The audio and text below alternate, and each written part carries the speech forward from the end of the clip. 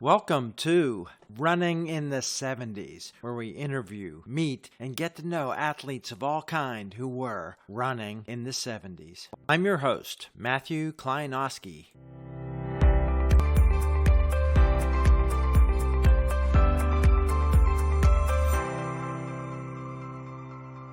Today we're back in New Zealand on the North Island in Auckland with a great runner that you may know as an author. Maybe you read his books and figured out something about running distance. Maybe you were a fan in the 70s. Maybe you watched the Olympics. Maybe you were there or part of the sport when money came in, the Cascade runoff. There's a lot of stuff that's happened across Pete's career. Welcome today on the podcast, Pete Pfitzinger. Hi, Pete. Hey, Matthew. Thank you very much for having me. Delighted to be here. Let's tell people your origin story as a runner or a competitive athlete. How did you get into your first race or running training? It's been a long time, but I went out for the track team in ninth grade, and that's how we used to say it. I went out for the team. So what would have been 14 years old. I'm from upstate New York, Pittsford, just outside Rochester. New York State was really quite competitive. Even down to our county was pretty competitive. I can remember finishing third among the freshman 2-milers and being absolutely delighted with that. And continued on from there. I didn't have a running background. I'm not exactly sure what led me to have a go. I did try out for the swim team. It lasted 4 days. And those people had the audacity to have good technique and to have been training. And I can remember I'd be touching the wall to finish an interval and they'd be diving in for the next one. Yeah, track was a much better option. Going from third place as a freshman 2-miler, I don't remember that we could run 2 miles in ninth grade, but maybe did you just have a varsity team there or it wasn't a junior high team? Yeah, we were allowed to do it. And yeah, always through my career, whatever the longest thing was the thing I did. I can remember Kurt, who went on to West Point. I can remember watching him at the state meet and just being in awe of how strong he was. If you were the third best 2-miler, you had a bunch of ninth graders running the 2-mile. What was the size of the team and the facilities and how was the coaching? We had a good team. It was very competitive on the team scoring.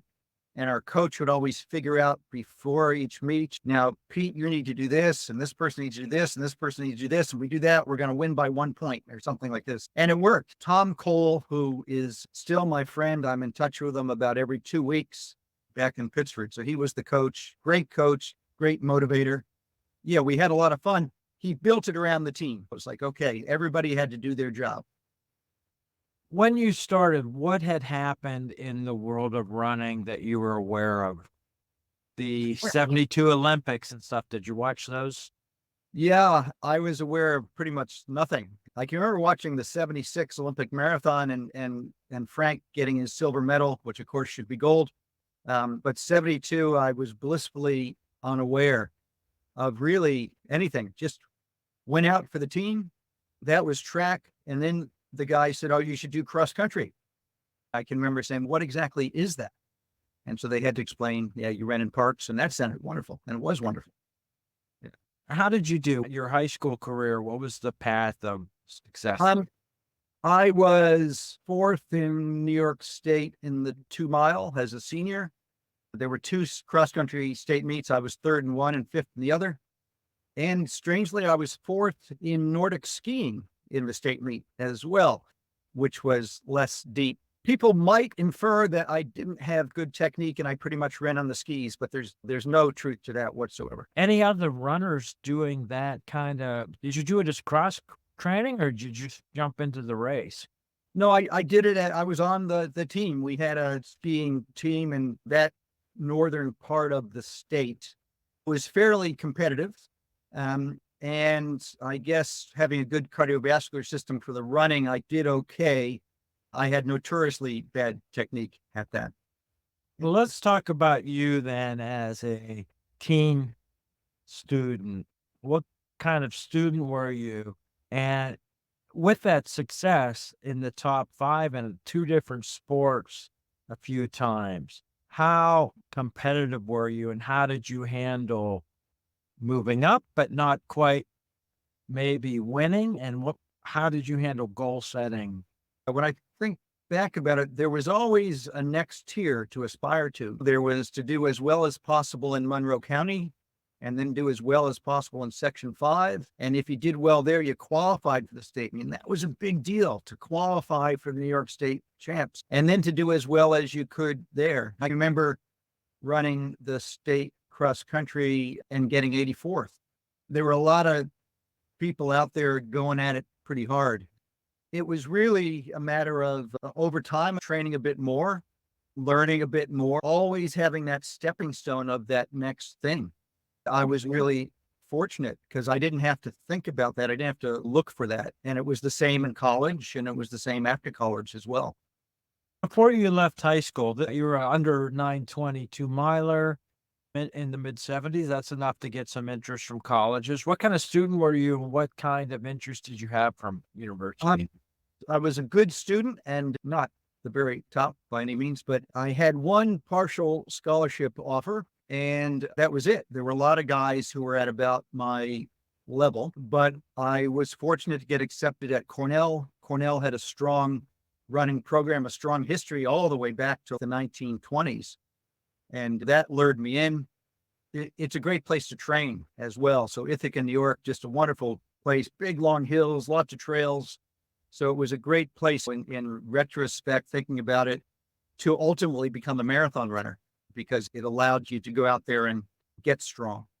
Then 1975, you graduated and you head to Cornell. So you got a new coach, a new mileage regimen for you and equipment. How did that transition go your first year?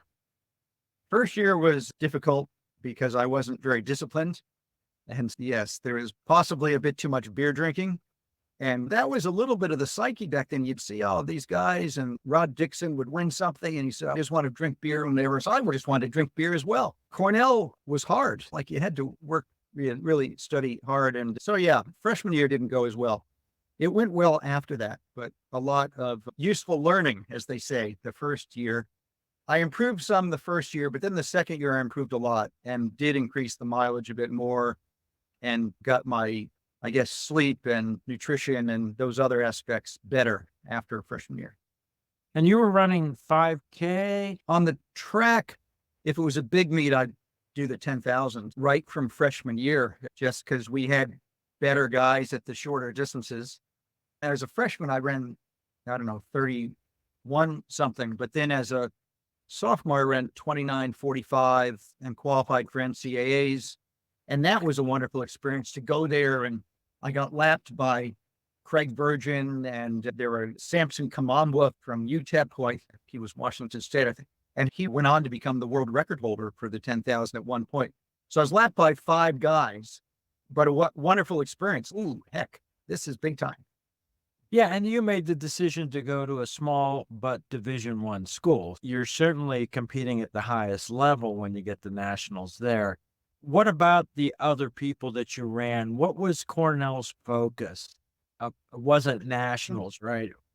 Yeah, it was really what's called the HEPS, which at the time was the 8 Ivy League schools plus West Point and Annapolis military academies. So those 10. That's evolved now to where it's just the Ivy League. And HEPS, I think, means 7. So why HEPS was 10 and then HEPS is now 8, I'm not sure.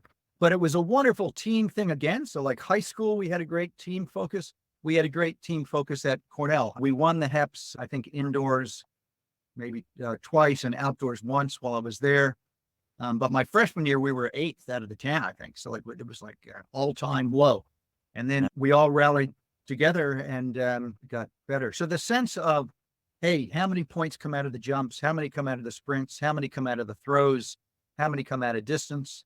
That was important. And it was, similar to that, the way I had learned to think about it in high school is, hey, your job is to go get points. That doesn't always lead to someone getting their PR, but it sounds like as you were at the 10K. That was your event. You didn't have, did you have to sometimes double up? You're not going to double up too much on meets on the 10K. I tried to come back the next day once and do the 5,000, and it wasn't a pretty sight. How did your distance change, your training distance from high school to through Cornell? It was a moderate change, and I guess it continued over the 4 years. Long runs got longer, total distance got a bit increased. I think in hindsight, I would try to have more mileage. When I think about the guys who were beating me in college, in general, they were doing more than I was. And I just didn't have that full awareness, but did get more. That did increase over time. And also use the summers. There'd be a short break between indoors and outdoors. I would use that. I can remember I did my first 100-mile week junior year between indoors and outdoors. There was 2 weeks between. I was like, okay, I'm gonna go out and see if I could do 100 miles a week. And boy, it seemed like I was running all the time, but that was a really good thing to do because you just give you that little boost of that endurance strength. Did you have any injuries through your career, Cornell? Yeah. I had injuries in high school, stress fractures, injuries in college. I think 2 stress fractures then as well, usually in my feet. They wouldn't take too long. It would mess up a season. And then at Cornell senior year, I got sick. And at the end of the cross country season. So I really missed my senior year, which was tough at the time, but great motivation to come back and prove what I could do afterwards. So I went into post-collegiate running, pumped up to prove myself. What'd you study at Cornell? I studied resource economics, so it's environmental economics.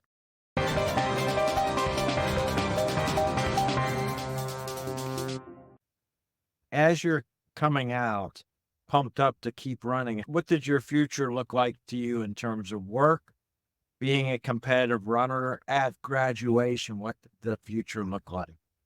The week before graduation, myself and 2 other guys, we ran 50 miles to Watkins Glen. I must mention that milestone. Joe Arthur and Kevin Callanan and myself. Kevin was from Watkins Glen. It was the most hilly 50 miles you can imagine, but we ran to his house, had lunch, ran back, and lived to tell the tale. Just, I had arranged then that summer to go to Boston and train in Boston, really learn about running properly. As it ended up, I got an apartment over the Bill Rogers Running Center at Cleveland Circle. So the original Bill Rogers Running Center on the Boston Marathon course, Cleveland Circle. I walked in to the store, the guy behind the cash register. I said, "Oh, I'm a runner, just graduated. I'm looking for a place to live for the summer." And he said, "You're joking." And I thought I was the 10th guy today. But he was Dave Ozerski, who had been Massachusetts state mile champion. He was a couple years older than me. He lived upstairs. He said, "Look, we just had a guy bail out on us, so we need somewhere. You can move in today." So all of a sudden, there I am in Mecca of running. Bill would come in the store. Greg Meyer was there. Patty Lyons at the time was there, et cetera, et cetera, et cetera, and did some running training with those guys and just was in that environment. Bob 70 was down in the store a lot, wealth of knowledge. Bill Squires was around as well. So I landed on my feet. The idea was to go and really learn from talking and just doing. You get in with a group and do a workout. Yeah. There were some hard lessons learned and good lessons learned. When did you run your first marathon? Or first one after getting to Boston to live? Yeah. I was in Boston for the summer, and then I was actually at UMass Amherst that fall and was the women's cross country coach that fall. Then I went back to Ithaca. That following April in Ithaca, they have a marathon the day before the Boston Marathon. I think it was called the Boston Alternative. And 2 days before, I declared to the guys I was living with, I'm going to run the marathon. And the day before, I did a race that was 500 meters up a hill. And then the next day, ran the marathon, ran 2:22. I won by 26 minutes. There weren't really directional people. So you got to take my word for it that I did the whole course, because out there, I could have probably taken a shortcut and not been found out. But that was the first one. It was to see what would the distance feel like, how was it? And it was obviously pretty hard, but nothing bad happens. And I thought, oh, this thing could be okay. So let's talk about what marathoning was like, not on the biggest stage in terms of drink stations, traffic control, size of the group. How many people were in that race? I think a couple hundred. I ran for the first 4 miles with a few other guys and then took off. It was small, but it was cool in terms of psychologically wanting to feel like the marathon wasn't this. We still talked too much back then about hitting the wall and, what's this bad thing that's going to happen? So, yeah, it was cool because after that, I thought, yeah, okay, nothing bad happened. Not sure. I think there were water stops at some points, and a friend of mine rode his bike. He might well have given me water during it. But I can remember there was a point at which we weren't sure where the turn was. So I said, hey, can you ride up ahead and figure it out? And he got it right. Fortunately.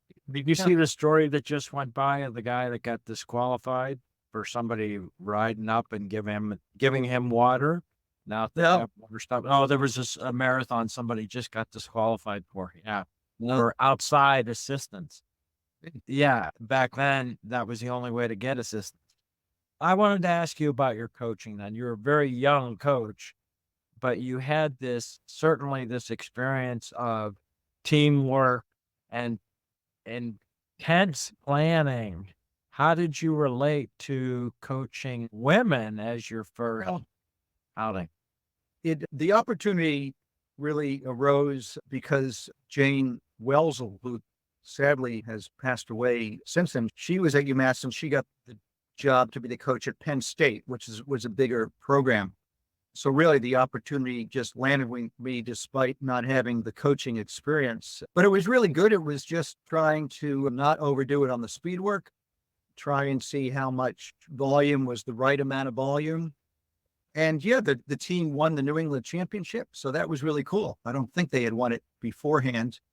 And it was, I think back, so Joan Benoit was racing then, and Judy St. Hilaire, like some people who were really national people, and Joni, who of course became world famous, but she was racing against the young women that I was coaching at UMass. Wow. So what did the future look like for you then? How were you fitting in your workouts? Were you 2-a-day running while you were working there? How'd that work? That year, I learned in Boston and it increased my mileage. And then I went back to Ithaca because I really only had only the cross country coaching was available. So I was back in Ithaca and for the first time, really primarily running and with greater mileage and in this wonderful environment with the huge hills and trails and what have you. And I just got stronger and stronger. In 1980, I was third in the Peachtree Road Race. I was third in the Cascade Runoff and was running times that I would only have dreamed of a year ago because I guess I'd been injury free for a year and had increased the mileage. Like I had learned some things in Boston, but obviously you're still new at it. And so you can get it wrong. I got a lot better in 1980 and 1981. And really pretty much all my shorter distance personal bests were set in that time. I did a little bit of work, odd jobs and things, but I was fortunate to get picked up by New Balance. And so I had a small stipend from New Balance and I had low expenses. As an example, when I moved back to the house that I had lived in with some Cornell guys, I was paying $20 a month in rent. $5 a week. What was your shoe wear out rate with that mileage? And yeah, from memory, about 800, 900 miles for a pair of shoes, something like that. so a couple Yeah, so months. Yeah, you went through shoes fairly quick. You'd always rotate them a bit, so you'd have a new pair and a partially worn out pair. It was great to not pay for shoes. And it was also great to have some financial support so that I could really focus on the running. And it worked. I was training, sleeping, probably could have still eaten better, but you learn as you get older. What about coaching? What kind of feedback or input were you taking from what you figured out about yourself? During that time, I had learned from the guys in Boston, and I'd also had some input directly from Coach Squires. So Bill Squires, who's famous for being at the Elliott Lounge and writing the workout on the back of a cocktail napkin, That's exactly how it did work. You'd Wow. have a chat with him and he'd write down to the simulation workout, and you'd look at it later and it was actually coherent and you could figure it out. But his basic training that might have been for Bob Hodge or Randy Thomas or Bill Rogers or Greg Meyer, or whoever it was quite consistent. You were preparing for that race. You were preparing for the hills, the distance, the environment for that race that was coming up. And you always had enough time to prepare properly. I guess if I was going to summarize how his coaching worked. So I had his input, but really I was back in Ithaca primarily coaching myself with the learning I gained from these other guys. And was New Balance picking up the airfares to these races and the travel stuff too? Yeah, sometimes the race, sometimes New Balance as well. Once I got to a certain level, races would bring you in. But of course, we didn't have cell phones and email, so you had to rely on trying to get somebody on the phone. I'm sure it's much more efficient these days. But I was fortunate. I got good enough just at the time that I needed the within USA travel. And between the races and New Balance, I was able to get there. So it worked out really well. Let's talk about Cascade, because that was a big step in the professionalism. Who did you know going into that race, and was it a discussion? How did that all come about? Yeah, there was an organization called the Association of Road Racing Athletes. And the head of it in terms of past or present athletes was Don Cardong. And Don had been fourth in the Olympic marathon in 76. He'd been a Stanford guy. He was very good in college, moved up to the marathon, and he was the organizer. I think there were other organizers as well, but in terms of the runners and who we knew, and I felt like there were about 30 of us who were part of this and had signed up, and we were pushing to have an open prize money circuit. Then it was a matter of, among the existing big races, which races would do that, because there was some risk for them. Then when it got down to it, which athletes would put their amateur status on the line because you were going to get banned. So this was the 1981 Cascade run-up. So I've been third in 1980, come back in 81.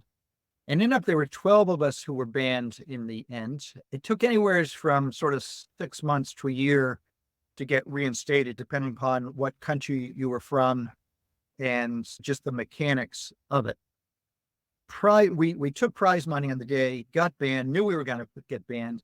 So you weren't allowed to do most other races after that. Some races looked the other way and said, yeah, go ahead.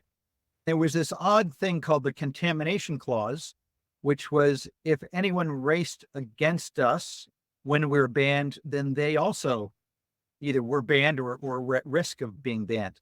It was a old-fashioned system that needed to change. Now, I thought that only 3 women were banned, Kiwis. Was there more than 3? How many people took prize money? Well, 12 of us got banned. And so, but I'm not sure of the breakdown between men and women. I'm pretty sure Anna Dane and Lorraine Moeller were among the banned. Yep. Have to look back to see whether Allison Yeah. Rowe was or not. And also other, like Patty banned probably, I think, because she was part of the ARRA in my memory from 40 plus years ago. What happened in that 6 months for you for racing? Yeah, for me, it was actually a year as it ended up, but I was injured for some of that and didn't push it as hard. Funny things happened. So there were races where it was fine, but there's a small race in Van Cortlandt Park, which was the heptagonal, this Ivy League plus Army and Navy. They have an alumni cross-country race, and it's just fun. There might be 300 people in it. I think it was the Columbia coach who organized it. At the starting line, he said, hey, look, Pete's running this race. He's banned, and you all risk getting banned. If anybody thinks you don't race. Everybody's like, what? And everybody raced. And the fact that then in theory, another 300 people all should be banned, it became ludicrous. So the more that these things happened, the less enforceable all of those sorts of statutes were. So I did less racing in that time, but I did have injury, which was a good thing at the time, but it also meant that I didn't feel the urgency. And then the trust money scheme went into place. That was where you could win prize money. You had to put it into a certain account, and you could only withdraw it for certain uses. The Bank of Boulder in Colorado, everybody that I can think of, they opened their account there because they made it easy. And they said, yeah, deposit it there. We'll do the administration of it. But you would then put in, okay, I need this much for my rent and food or whatever it was. And in my case, I'd gone back to do an MBA at Cornell, and they pushed in my case to allow your education expenses. And that was my small contribution, was that education expenses were then added to the legitimate claims you could make. But then, of course, that only lasted, I don't know, a couple of years, and then it went open. So it was a stepping stone.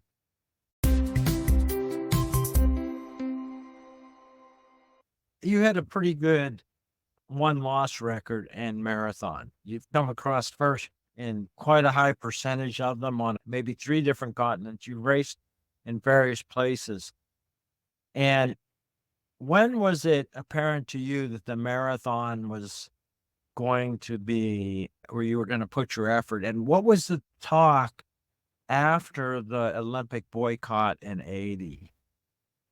I think the marathon way in the back of my head was going to be the focus.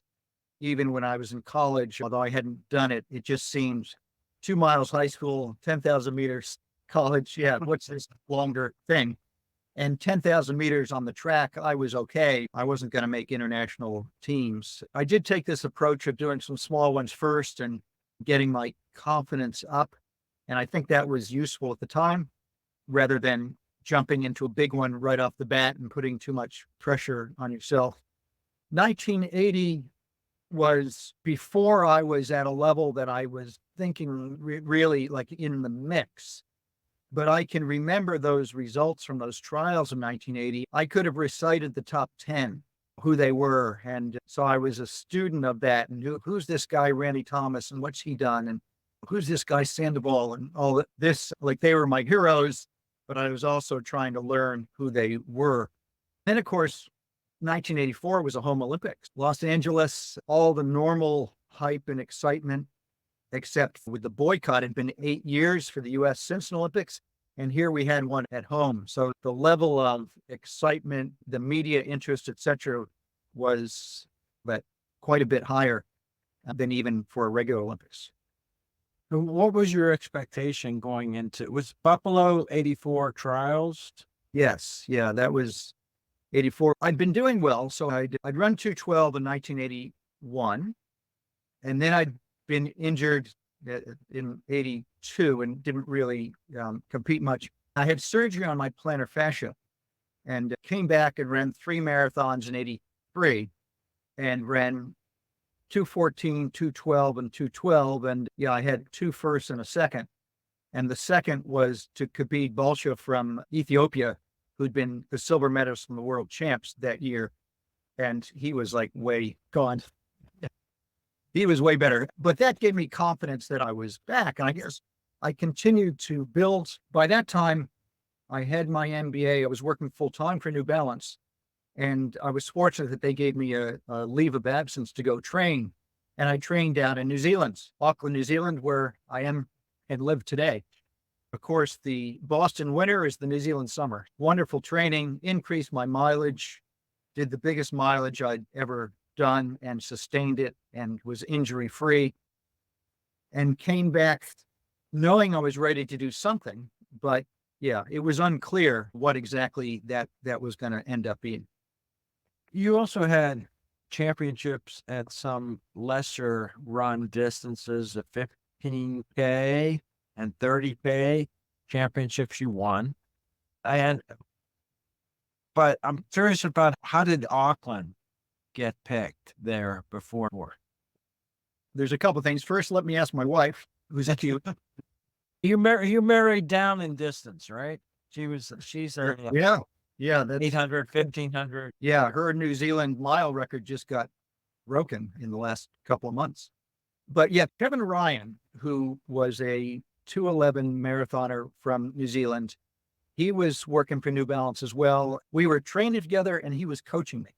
We discussed what would be the best preparation for the trials. And so you got to get out of the Boston winter. So you can go somewhere like Gainesville, or you could come to New Zealand, go train on the trails and the hills, get real strong, and get out of the sort of pressure of, hey, it's the trials and everybody asking about that. Because down here, it wasn't relevant. And so it worked really well. And as it ended up, I had met my to-be wife. She had run the World Cross Country Champs. Oh, no, she had come over to race in the US. And we had mutual friends and met through our mutual friends. And then I came back to New Zealand and trained. And then she was on the World Cross Country team for New Zealand, and the world champs were in New York City. So for the first time, there was a World Cross Country Champs. So that was another great coincidence. And yeah, at the end of 84, we got married. So we're coming up 40 years married, which is amazing to think about. Yeah. Yeah, congratulations. So what do you remember about the marathon trials in 84? I was wearing number 19, but I think I actually had about 13th or 14th best seed time going into the race. So there were a lot of good guys. Obviously Alberto, but Tony Sandoval, who had won the trials in 80, Greg Meyer, Bill Rogers, Gary Bjorkland, etc. Like there were all these good guys. So I was really just thinking, you're strong, do the best you can. That might be 8th, that might be 6th, that might be 3rd. And you don't know what it's going to be, but just go give it your best shot. There really wasn't any pressure on me because there were so many bigger name guys, and all the previews. I think one guy from the Rochester paper picked me for 3rd, but other than that, nobody picked Pete Pfitzinger to make that team. It's an interesting course because you start in Buffalo, and at about 4 miles, you go over the bridge into Canada. So you actually run the US trials for 22 miles in Canada and finish at Niagara Falls. What a wonderful, cool thing. As it ended up, there were about a dozen or 14 of us together at halfway. I picked it up a little bit, and there was a guy who had a small lead, and I moved up next to him, and we had a brief encounter and said, let's pick it up and try and increase the lead. And he nodded that was a good idea, but wasn't feeling good enough to do it. So all of a sudden I was by myself. And so here I am at like 14 miles. I've got about a 5-second lead, and I had to think what to do about that. And I knew, there's 12, 14 guys right behind. I thought, well, I'm going to push it a little bit, because if I push it and it breaks it down to 6 guys, that increases my odds. So I picked it up a little bit. Everybody was looking at Alberto. And Alberto wasn't worried about Pete Pfitzinger. And I got a 30-second lead. And at 20 miles, I had 30 seconds. I think at 22 miles, I had 30 seconds, or maybe 28 by then. And then Alberto and John Tuttle put the hammer down, and they came after me. And yeah, they caught me at 25 miles. I think maybe they started at about 21. From my memory, in 4 miles, they made up that 30 seconds. How much were you aware of where 4th place was? I just assumed the group was still together. I assumed there was still a whole bunch of them. So my high school team, they brought a van and had a bunch of guys, and Cornell guys had come. Some who were still in Ithaca, others who were living in Boston. I had all these people out on the course yelling stuff. I can remember a friend yelling out, "They're coming for you, man." And I thought, okay, because I had a sense someone would yell out, you got a 25-second lead, and you never know how true that is. But I had a sense I had a good lead. I never once looked back, because I know you look back, that's the kiss of death. It gives everybody behind you encouragement. The course is point to point. So there was nowhere as to where you doubled back and you could see where they were. Basically, Alberto and John pushed it, and they made up the 30 seconds, I think in 4 miles, caught me at 25 miles. Then I really didn't know 4th, 5th, 6th. They were quite close in the end. John Tuttle, I raced him in high school. So he's from outside Rochester, New York as well. And he wasn't intimidating to me. He was like, yeah, very good. He was better than me as a miler and probably 2 miles, but I thought, okay, yeah, we're quite similar. He catches me, goes by, and I'm like, oh, okay. And then just after that, Alberto does. And of course, Alberto did intimidate me. He was the man. I'd raced him before, but never been close enough to see him. He went by and I swore quietly to myself once I realized who it was, but then thought, okay, you've only got a mile to go. Just stick with these guys. And so I did as best I could. Then there was a point at which John, who of course had worked really hard for 4.5 miles at this point, he looks back and sees, I'm going to make the team. And he eases. So he's tired, right? So that's why he's looking back and hoping that is good. But he realizes, hey, this is okay. And so I passed John back. And so now I've gone from third to second. And, you get all this psychological boost when you pass somebody back. I thought, right, one more guy can outsprint me and I'm on the team. And that's exactly what I was thinking. The course had been gradual uphill. It went to gradual downhill to the finish. There's the Marine Corps band and all this excitement. And yeah, in that last probably 500 meters, I realized I could get Alberto and passed him, I don't know, 30, 40 meters to go and hit the finish line, and it was done. So it was a beautiful thing.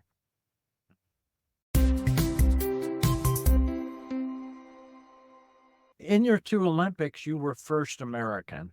You've won the Olympic trials, and you, again, were first. We can talk about the details of those races, go different ways. But let's go to the Olympic team then. What happens when you make the Olympic team and it's a bit far out? And what happens with your life scheduling and planning for there? Yeah, in 84, the trials were only 11 weeks before the Olympics. So, okay. So yeah, we raced on the 26th of May. So the 40th anniversary is coming up shortly. And then 11 weeks later, we raced. And as I said, home Olympics, all this excitement. I'd done about 6 interviews in my life. I think I did 80 interviews or something, like some just ridiculous number of interviews of different modes and things. After about 4 weeks, I realized I was doing too much. I needed to get away. A friend of mine had a house outside Gloucester, Massachusetts, where we'd done some training the previous summer. Come on up here. We won't give anybody the phone number. You just go up and train. And that was the thing that saved my Olympics, because I went from doing too much. You don't realize it any one day. Over several weeks, you're just too much. You're worn out. You're supposed to be recovering from the marathon, and you're just building more fatigue. And so it was beautiful, just quiet training. Chrissy went up with me, and yeah, it was peaceful. And only about 3 people had the phone number. Just very quiet. And 3 weeks beforehand, I flew out to Los Angeles and then up to Santa Barbara for the training camp. We had a training camp for most of the U.S. team was there. John Tuttle was there. Alberto decided to train in Houston. It was going to be hot in Los Angeles, and so he was going to go someplace that was even hotter and prepare. So he wasn't there, but John was there. The 10,000 and 5,000 meter guys were there. It was a really nice environment. Bill Dellinger was our distance coach, and of course, very experienced and a very charismatic guy as well.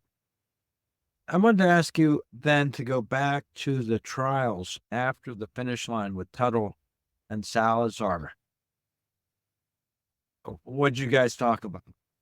Well, Alberto was intense right away because he was expected to win it. And up until the last 100 meters, he thought he had won it. So he was walking around quite intently. John was absolutely delighted. I was absolutely delighted. To credit to Alberto, yeah, we had good conversations after that. I can remember sitting next to him. There was a small stadium by the start for the marathon in Los Angeles, and having a good chat with him. So he was always cordial and talked to me like I was an equal, not like he was, Alberto. And of course, at the time, he was a guy a bit on a pedestal with all that he had accomplished. Yeah. Now, there's a friend of mine that was on the 84 team in decathlon, Jim Wooding. I don't know if you met him. I know the name. He's from my small college, IUP in Western. Great. And he was one of the people who missed out on the 80 Olympics because of the boycott, but Okay. he did get 7th in the finals there. What were your expectations for the 84 Olympic marathon? It's hard to know looking back. I knew that I didn't feel as good as I did going into the trials. I wasn't flowing as well. I hadn't had the ideal preparation. I think I went into it thinking just do as well as you can. And I had a bit of a cramp, like a stomach stitch, although I don't know, about halfway through. And one of the other guys, he was from Somalia. He coached me on what to do, which was what a wonderful thing. Here we are halfway through. Wow. And at the point we're in about 30th place, right? So we're running along in 30th place. And he said to do this. And I knew it, but I had to go. And actually it worked. Yep. Thank you. Then from, I guess, halfway or so, I moved from about 30th up to 11th. Of course, that's really fun. You're passing people. Every time you pass someone, you feel better. You're trying to keep your sense of positivity, your sense of momentum. And it worked. I passed 4 people on the track. Toshihiko Seiko in the last mile. I passed Alberto and a couple of other guys actually on the track itself. And if you allow me another brief aside about Seiko, because the big 3 guys going into 84 were Alberto, Seiko, and Rob Di Costella from Australia. So when I had my surgery at the end of 82, I was doing rehab on an exercise bike on the outside fire escape in Watertown, Massachusetts, and there's snow and ice around. And my breathing would melt the ice on the window there. And I would write Seiko. So I wrote Seiko every morning as I'm doing this thing, riding on this bike. And lo and behold, here, 84, so a year and a half later, I'm passing Seiko with a mile to go in the Olympic marathon. And I gave him encouragement. I said, okay, Toshihiko. But I'm also thinking, oh, I hope you don't come with me. And don't come back. Well, that's brilliant. Wow. Yeah. All right. Did you stay in the Olympic Village? Well, the team came down from Santa Barbara in waves, and John and I came last. We had a whole school bus all to ourselves. We came down 2 nights before. I stayed in a motel that New Balance arranged because by then the Olympics were almost over. So people in the village are partying, right? So it had been nice and quiet and peaceful. So I had nice and quiet and peaceful. And then afterwards, went back to the motel. And of course, we finished and it was the closing ceremony. So Olympics done. But that's how it is with the marathon. You've got to focus on your race. So there wasn't a lot of the other aspects of being on the team. Yeah. A friend of mine who had a Pheidippides running store in Los Angeles, big in the Hash House Harriers, was course marshal for about 10 miles of the marathon course. Did the women run the exact same course? Yes. Yep. And they were a week earlier. Thereabouts. Because I can remember watching Joni and thinking, oh my gosh, what's she doing? I hope she can hold on. Yeah. It didn't take long to separate from the packs. Don told me something that you may have taken a slight wrong turn. The press truck, just a short one, and they ran back and said, you guys turn around and had to do a slight double back, but that lead was substantial. I mentioned being in Watertown, Mass. In 1983, and I suppose, into 84, Joni lived about a mile away. I can remember going to her house to get massage from a guy who would go to massage Joni, and she would do others of us as well. Both trials winners lived in Little Watertown, suburb of Boston. And both first American in the 84 Olympic Marathon. Yeah, congratulations on that. It's very cool. The other one, though, like the difference between first and 11th is huge. So Joni, she's at a different level. What was your return to New Balance? Did you go back to work then between 84 and 88? Just part-time. So it worked really well. When I received my MBA, I went to work full-time, and I'd worked full-time there until I took the leave of absence to train for the trials. And then after doing so well, New Balance arranged really through 1988 just to do some part-time work, go out. I traveled the country a bit and did some smaller races and some store appearances and things as well. But it worked really well for me and allowed me to focus on the running And then fortunately, he had made the team again in 88. Again, you were the top American finisher at the games. How did those trials go? And how was it different being a returning trials winner? Yeah. One thing was different was that my wife had already made the New Zealand team. So she just missed the 84 team and made the 88 team. And so I thought, I got to get on the team too. What the heck? So there was that within the sort of family aspect. I guess I was one of the favorites. I'd been third in New York in 87 and had run high 211. So I was back at my best. But it was one of those things, yeah, where there were probably 10 guys who had a good chance of making the team. And there weren't really favorites in that. And lo and behold, Mark Conover, who rest in peace, Mark, he wins the trials and nobody was picking Mark. And I will concede, I did not know who this guy was who was running away from us up front. He was incredible that day. And he and Ed Eyestone, they pulled away. But my own race, I was in seventh. So 6 guys broke away, I'll say at about 15 miles, 16 miles. I was in seventh. I was with a couple other guys. I think I was with Greg Meyer and one other. And we're watching these 6 guys go out into the distance a bit.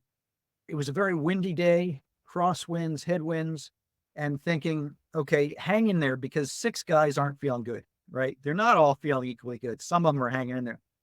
And lo and behold, it broke into 2, 2, and 2. So Eyestone and Conover. And then third and fourth, I think there's Mark Kerp was in there. Paul Gompers was in there. Steve Spence was in that next group, the 5th, 6th group. Then the 5th, 6th group broke up. Again, this lip, I finally moved into 6th. But this is after about 4 miles of running by myself and because I dropped the other guys and just hoping. Got into 6th, then got into 5th. And their mile or 2 had passed and got into 4th. And I think that was by passing Paul Gompers. Then Gompers passed me back. And that wasn't part of the formula. But we both then passed Mark Kerp. And so now we're in 3rd and 4th. It was a windy day. I can remember turning a corner. All of a sudden there's headwind and he's sitting on me. I'm like, oh gosh, I'm dumb and he's smart. And what are we doing here? But I was fortunately able to drop Paul in the last 2 miles, something like that, and finish 3rd. Again, Mark Conover, who sadly has passed away from cancer and had a couple of different battles with that. He won it. He was just magnificent. Ed Eyestone was 2nd, and I was fortunate to get 3rd that day. You had won several of your marathons, and you finishing 11th, even at the Olympics, is uncharacteristic out of the top 10. Did you consider yourself a big race day performer? You delivered the goods on a lot of very high stakes races. Yeah, I think both trials I planned well and fortunately executed well the training in the months going up to it and executed well on race day as well. I take pride in that because I did 2 trials and was fortunate to get it right both times. In my career, I had a lot of times when it went well for the big races. I would tend to do better in the bigger races than some of the smaller lead up races. It was that way in college and after as well. But you don't always get it right. Yeah, you learn more when you don't get it right, but you don't want to have too many of those lessons.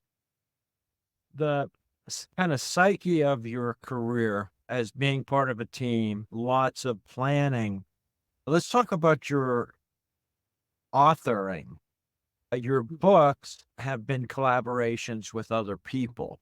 How does that work as a team writer? A lot of people write books. A lot of people write running books. A lot of people want their name on. Not so many people share that task. How'd that work? It's funny you mentioned it because Scott Douglas and I have been doing that since 1997. Of course, was Running Times. And we're doing it now. Yeah. So I was fortunate that Scott invited me to work on a book back in 1997 that he already had a contract for. We are right now working on the 4th edition of Advanced Marathoning that many years later. First, Scott's remarkably patient and he's a wonderful writer. Most of the chapters I write and then send to him, and then he provides his feedback, and we go back and forth and back and forth. Yeah, right at the moment, I'm about a week late in getting chapter 3 of the new edition back to him. We refine it. It's email back and forth, and we just refine it, and I'll insert some questions and he'll insert some questions. And it works. Yeah, it works remarkably well. We joke about that we used to have to mail floppy disks back and forth. And the first, I don't know, 8 years or whatever it was of doing this. So now it just seems remarkably high tech the way we do it. You've written about racing, about marathon specifically. You've done lots of speaking. What was the goal of the book compared to you can get up and stand up and tell your personal stories? You can motivate with animated talking. What about something that's going on the paper? How did you feel that could make an impact? What did you hope when you did? I can remember being back at Cornell and thinking, boy, it'd be cool to be able to write a book one day, and never dreaming that I would have that opportunity to do it. So even if nothing much came of it, it was just cool and an honor to be able to have a contract that you could write a book and that people would care and actually buy the book. I mean, that alone was cool. But to be able to then go through the discipline of organizing your thoughts, what are the chapters going to be, how deep to go? Scott and I have always tried to get it right for people who are experienced runners. They're intelligent runners. They have a good knowledge base. So you can go a little bit more technical, talk a little bit more about the physiology, but don't cross a certain line where people's eyes glaze over. And yeah, I always enjoyed that. I had my column in Running Times for years, and that was the perfect practice because that was the same audience for the magazine that then became for the books. But I'm very fortunate to have Scott. He's a wonderful guy, very patient. And right at this moment, he's just had surgery and he's doing one-legged cycling where he lives in rural Maine. Yeah. And so he sends me every couple of days his one-legged cycling routines, which sounds ridiculous. Have you gotten back in the pool and ever tried to swim? When I did some swimming training, we had to swim with one arm, and that was just about as ridiculous for me as a non-trained swimmer. What about the feedback you got at Running Times with your column? Did you get feedback regularly? Yeah. Yeah, there would be, Scott was the editor at one time, and then Jonathan Beverly was the editor, and they would both provide positive feedback, and letters would come in. And once we got into the email era, it was easy to pass those things along. And so, yeah, there was a lot of positive feedback. With runners, there's a certain proportion of runners who are very detail oriented. So they would ask for some clarification. I still get that with the book. Say on page 183, you say this. Now, I've got this injury and I was sick last week or whatever it was. What should I do? And yeah, Get better. Yeah. yeah, Wow. yeah. So you do get personal requests, which I wasn't always quick enough to respond to, because somebody might ask and I might not see the question quickly enough. And then all of a sudden their time period had come and gone. But yeah, I had a lot of good feedback. And so it gave me the confidence that I was getting it roughly right in terms of the depth of the explanations, not getting too technical, but providing just a little bit more so that people understood what to do and why. Okay, this is going back to the Olympics. Hopefully, I'm not asking anything especially personal. I talked with Dave Waddle about the 72 games. He got married after the trials. He went there and he actually cut up some plastic and made his wife a gymnast and got her a pass so she could get into. But you were both on the team. What was it like? And being a married couple, both at the games, in terms of seeing each other and dealing with the stress of the games and all that stuff, huh? So the U.S. team had training camp in Chiba, Japan, and the U.S. coaches said it was okay for Chrissy, my wife, to go to that. So she was training with the U.S. athletes, and that worked really well. So we were fortunate. But then her event, so that she did the 3,000 meters. So this was that games before the 10,000 was in, and when the 3,000 had not yet changed to 5,000. So she was in the 3,000, and that was earlier in the game. So she left a week or so earlier to Seoul. Again, the U.S. team went over in waves, and the marathoners went at the last of all. So she was on her own in that regard, but part of the New Zealand team. And the New Zealand team's typically about a dozen people for the track and field team. So it's a smaller environment. Everybody knows each other. So I think that worked pretty well for her to go there. For myself, back in Japan, so Mark and Ed were there, and some of the other athletes. We were training together and got to be friends in that day-to-day training. And there was some of the English team was there as well. And that was really good. We got to know those guys. All right. We can come back to the highlights that you want to talk about and things you think were significant, but let's talk about the off-ramping from New Balance, the off-ramping from the world level competing for you. Yeah, my last marathon was the Seoul Olympic Marathon, and I was accumulating injuries. There's a race in Connecticut, wonderful race, the Litchfield Road Race. I was fortunate to win that one once, but I did it just as a training run between the trials and the Olympics in '88, and actually strained something in my lower leg fairly badly. That was one more thing on top of a few other injuries. So I could just tell I was a high mileage guy. In order to thrive, I needed to get the volume in, and it just wasn't going to work. So yeah, I crossed that line in Seoul, and that was my last marathon. And so there was a matter of to what degree you keep up with the run. So I went back to full time at New Balance, and that was great. And I did that within really a couple of weeks after the Olympics. And the company was like a big family at that time. Everybody knew each other, and it was easy to get back into the flow of working there. But I continued running semi-competitively for probably 2 years after that. I do some small races, and yeah, nothing long, but just because it had been part of my life. And you're just trying to figure out, like I can remember for a while, I'd run 10 miles to work. And then after a while, I was like, oh man, that's too much. And you gradually just lower your expectations and get into a lower routine. But that's part of it. It's probably quite individualized, depends upon the person. John Tuttle, for that matter, ran well into his 50s. He kept competitive right through his 30s, 40s, 50s. So everybody's pathway is a little bit different. How did it synchronize with your wife's? She kept going. So yeah, on our walls here, we have different race posters from like 92 and 94 and what have you. She kept going, and we had a daughter in 92, and she came back after that and ran very well after that. And then we had our other daughter in 97. And yeah, she actually came back after that and won the New Zealand 1500 meter championship at age 40.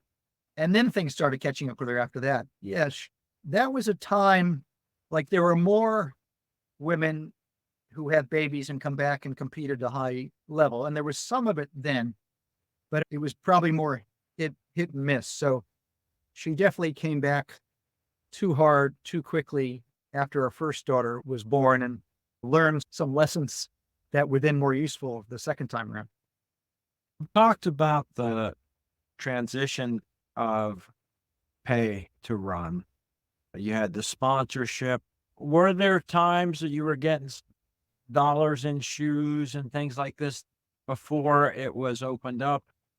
So I experienced some under the table prize money. So you would go and do a race, and you would know that it was 2,000 for first and 1,000 for second, 500 for third, or whatever it was. The elite runners for that race would know that, but it wouldn't be publicized. So that occurred 1980, 81, probably a little bit after that as the system was sorting itself out, probably 82, 83 in there. So yeah, it was a time of sort of evolutionary change over a several year period. Let's see, did I ever have appearance money when it was under the table? I think I did a little bit. Yeah, a little bit. But I wasn't yet at a level where that was a big amount. Yeah. A couple other changes that happened, of course, are equipment that finally Mhm. has now come to affect distance running, and also performance enhancing drugs, which while you were there certainly was a part of some of the other events. What was the talk about that? The distance runners at that point, in the early 80s, what was Yeah. your thinking and awareness? There were distance runners who would fail drug tests and not as many as today.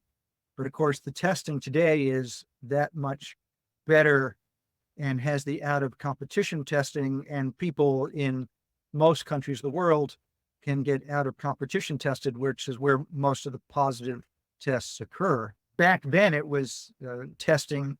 You'd finish the race and you'd have an hour to provide your sample. But still, yeah, there was the occasional failed test. And then there were other people who I'll say everybody knew was doping, but didn't fail a test. You say everybody knew, that depends. Sometimes that's a rumor. Sometimes there's some basis to it. And those things would seem to come in waves. All of a sudden there was EPO, but that was just as I was winding up. So I guess I was fortunate that I wasn't in the main EPO phase when it did seem like there was a lot of improvement quickly, and some of that was suspect. It's sometimes for people hard to evolve, and some people are more passionate about talking about the change in equipment and surfaces and shoes. A lot of people say, yeah, 2:11 marathon back then would be running the times that are comparable now. Did the shoes change, and what was going on with New Balance during that time? Was there a change in technology across your career that you felt made a difference? Shoes changed a lot between the 70s and the early 80s. So that was a big phase. What was available when I was in high school, and you were in high school, there were about three models, and that's what was. And you hope that you could get them in your town anyhow. By, say, 1980, there were many more options, and the technology was improving. And if one company improved, the others would quickly match it. So, yeah, I think it hit a good level by the time I was doing fairly high mileage.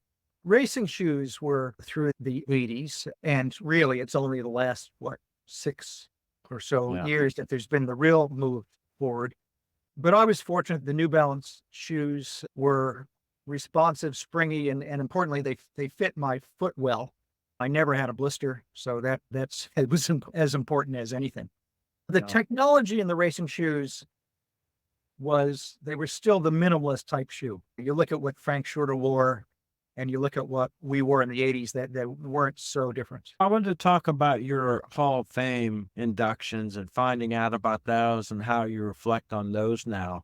But also, how's a New Yorker living in Auckland for this long term? How have you adjusted, and what are your favorite, and maybe what do you miss when you're not back home? I miss friends, right? And again, I'm fortunate because the first time I came to New Zealand in 1983, I called home and it cost $100 for an hour. Well, now we're talking for free right now. Yeah. So technology has improved. So I'm in touch with friends in the US more now than I was back when I lived in the US because it's just so easy. I've got a circle of friends. It's really nice, but you miss the people. But yeah, I'm hoping to get back next year and yes, see some good friends for the first time in a long time. Well, you're in the Cornell Sports Hall of Fame, right? Is Yes. that- Yes, yes. So were you able to get back for that? I don't remember when that happened. Yeah, no, it was quite a while ago. No, I unfortunately I didn't make that. But yeah, I'd love to get back to Cornell as well. I'm still in touch with the program. I'm mentoring one of their young athletes, a woman who runs 400 hurdles, who's Canadian, by the way. Yeah, that's a cool thing. They have this mentoring program where oldies get to have some chats with the current athletes. You're also in the National Hall of Fame, right?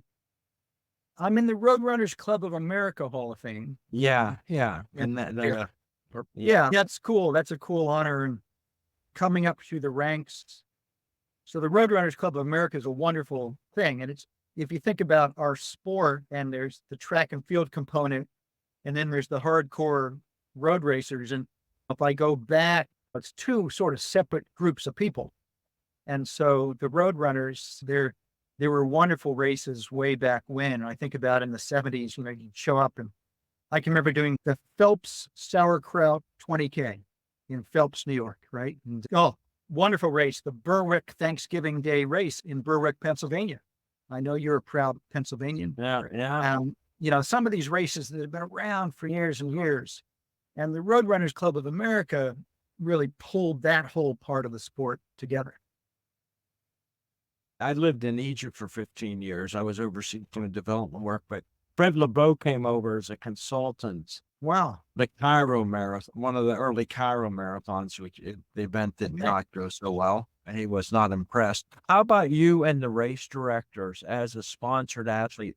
And you're doing it by phone call at the last second, but for the big marathons like that, were you expected to, before the race, make the press stops and go to the meet and go to the appearances and things? And how was that for you? Yeah. If there was appearance money involved, then that would be part of it. You're doing this and this.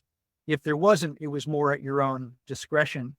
Some athletes thrive on that and enjoy that and do it. Yeah. And get something out of it. It's a distraction the day before the race.